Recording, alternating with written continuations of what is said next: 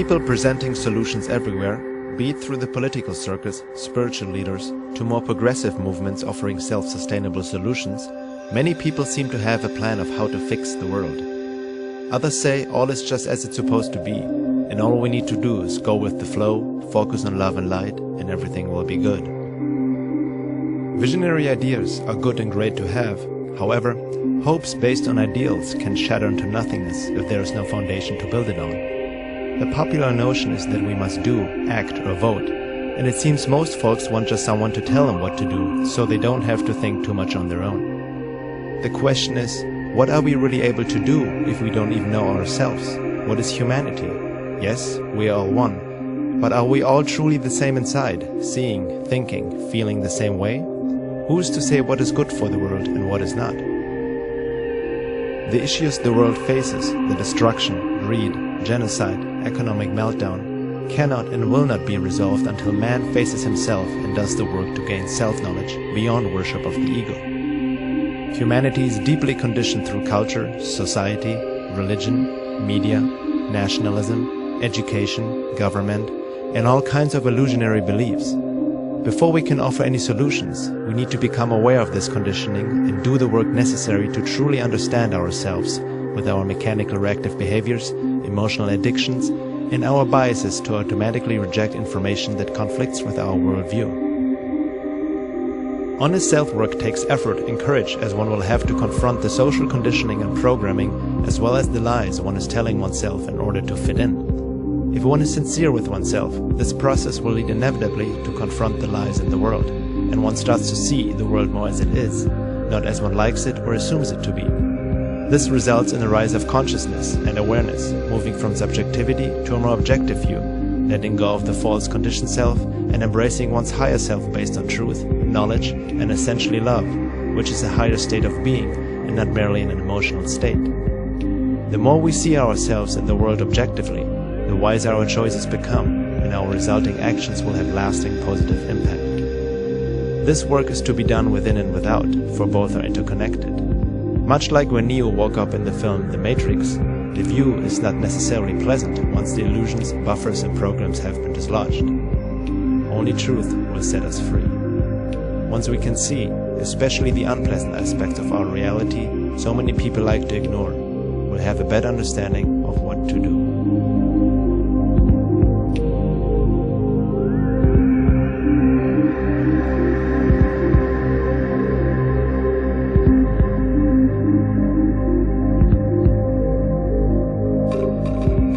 The necessity to know thyself has been transmitted through many wise men and ancient teachings throughout the world for thousands of years.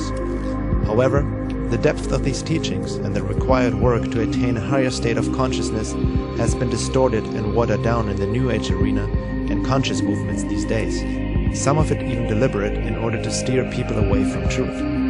Disinformation is used by the powers that be to infiltrate not only political parties and progressive organizations, but also the New Age movement.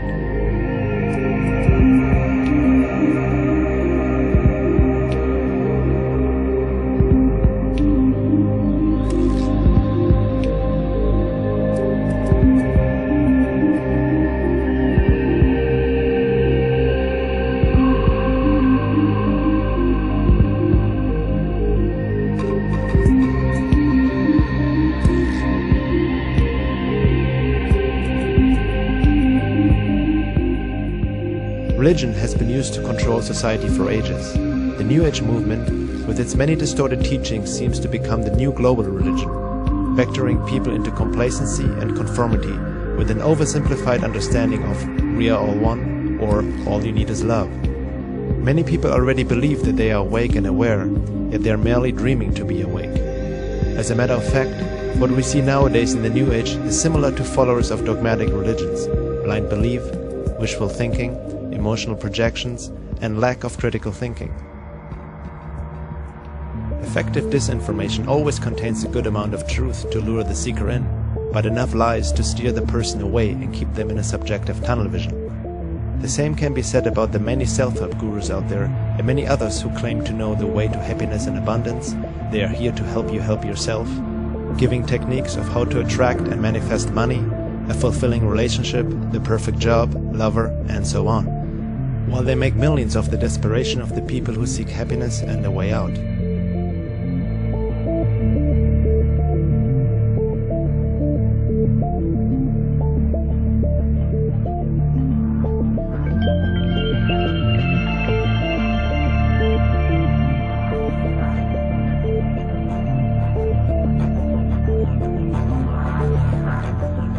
When looking deeper into some of the self-help teachings, one can see that they mostly appeal to the ego with its conditioned desires and buffers.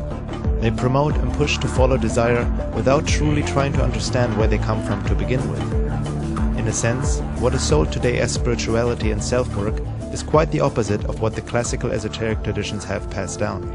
It is more an escape, another buffer to stop seeing the world and oneself as it is. True self-work is not a walk in the park or about manifesting one's desires.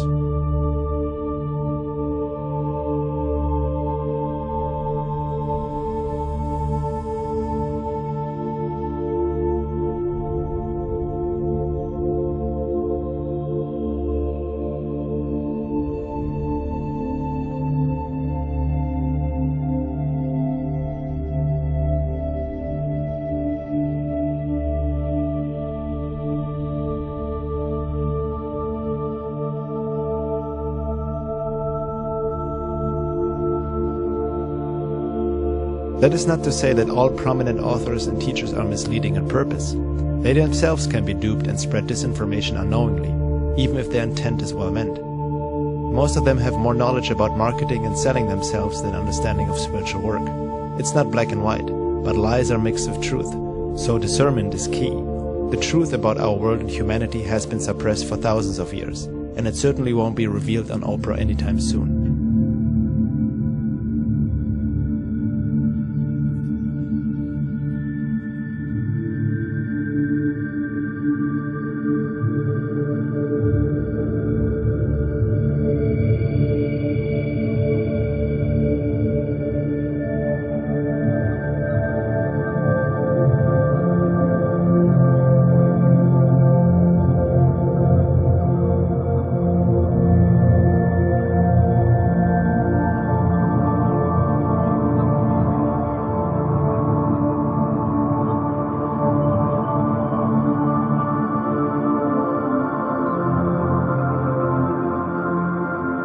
The necessity to seek truth in oneself in the world and act upon it has to come from oneself. No one can do it for another, and no one can push another to do it, until man himself realizes the precious times we live in. Free will is not really free, as long as man acts from his conditioned personality. People who don't know themselves will continue to live in a self-inflicted prison, a prison without bars and walls, cherishing their leaders as saviors like in the global Stockholm Syndrome, worshipping and defending the ones who keep them imprisoned. They become tools for the Matrix, thinking that they are free, but they're merely reacting mechanically to external influences and accumulated conditioning.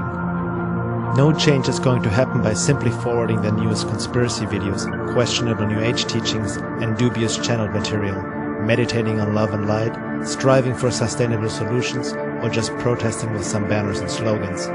Yes, some of it can trigger and plant seeds of awareness, but ultimately, change happens only if we change and separate lies from truth, within and without. Only then will we be able to see the world as it is, without filters of denial, wishful thinking, false hopes, and misperceptions because of our corrupted state of being. In order to see the truth in the world, we need to see the truth in ourselves and stop lying to ourselves. Only then will we be able to know what to do and act upon it.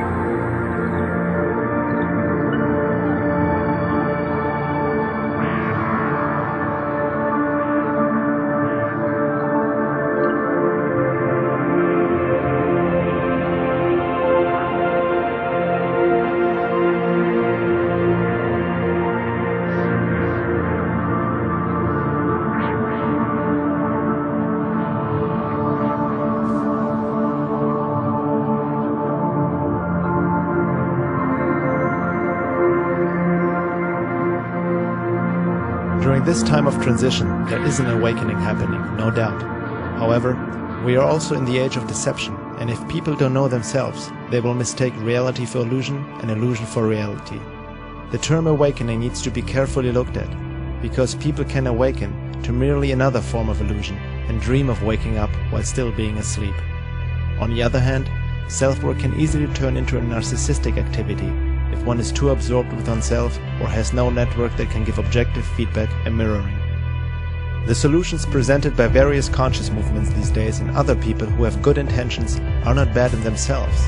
However, by leaving out the necessary deeper self-work that is needed to truly be the change, nothing will change fundamentally, and so many of those solutions become just castles in the air.